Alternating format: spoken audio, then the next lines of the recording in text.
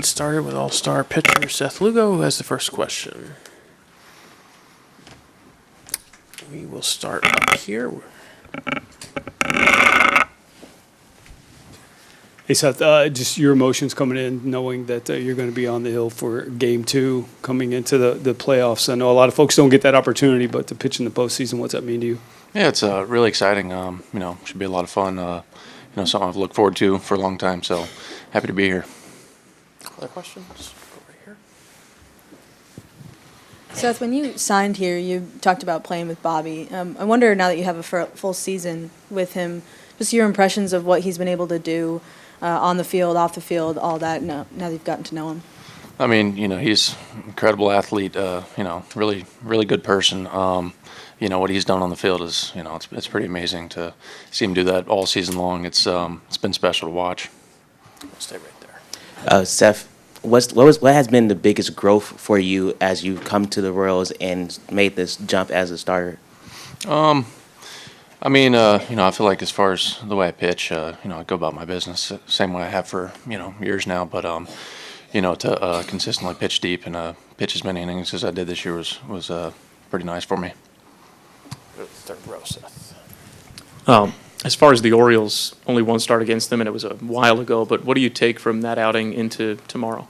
Well, I try to remember, some of the scouting report stuff that I had. I remember a couple mistakes I made in that game, but it's one of those things where you remember that stuff, but you're not gonna make an adjustment off it. You're gonna try to execute your pitches, try to keep your game plan intact, and just do the best you can do.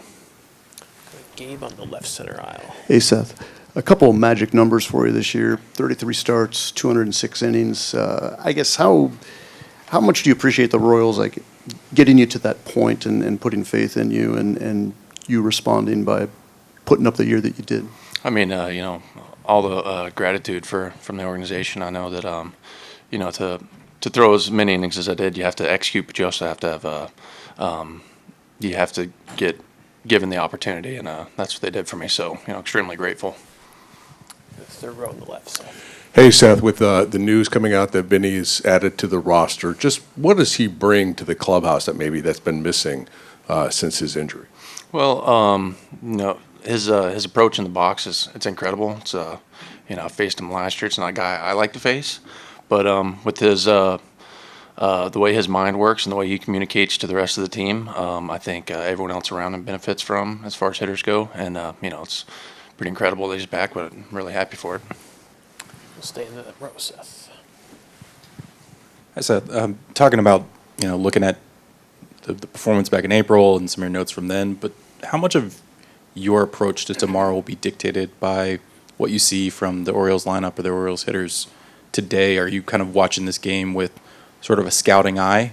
Yeah, that's how I go about my game plan in every start. I'm fortunate to be able to watch him play tonight in person rather than just relying on videos. But yeah, I'm gonna see what Cole's doing out there today and see what's working and perhaps what's not working, and just make adjustments on the go. That's kind of how I always do it. Fourth row. Seth, the rotation has been a strength of this team all year, and Q said yesterday that the plan is not to do Eddie twice through the order or five and dive, anything like that, that you guys are going to pitch as long as he feels like you can. What do you feel about having that responsibility and that platform in this day and age, and also what does it take to pitch effectively deep into games in this kind of postseason environment? Well, I think that's nice. That's how the game's supposed to be played, and that's how I approach my games. I think, all season long, us as a starting rotation have really leaned on each other to, pick up things here and there, whether it's a whole lineup or just one specific player. But, it really comes down to being the aggressor, throwing strikes, quality strikes, and, not giving in to hitters. We'll go to the fourth row on your right, Seth. Hi, Seth. For those of us who've only gotten to watch Cole maybe pitch on TV a couple times this year, what has impressed you just watching him up close for the whole year? Well, really his aggressiveness, his velocity, obviously, and the change of speeds that he has, but also the command of all his pitches. He never shies away from hitters. He's always going right at guys, and when you watch him pitch, it's, he may be young, but it's something to look up to. I'll go to Jake right here.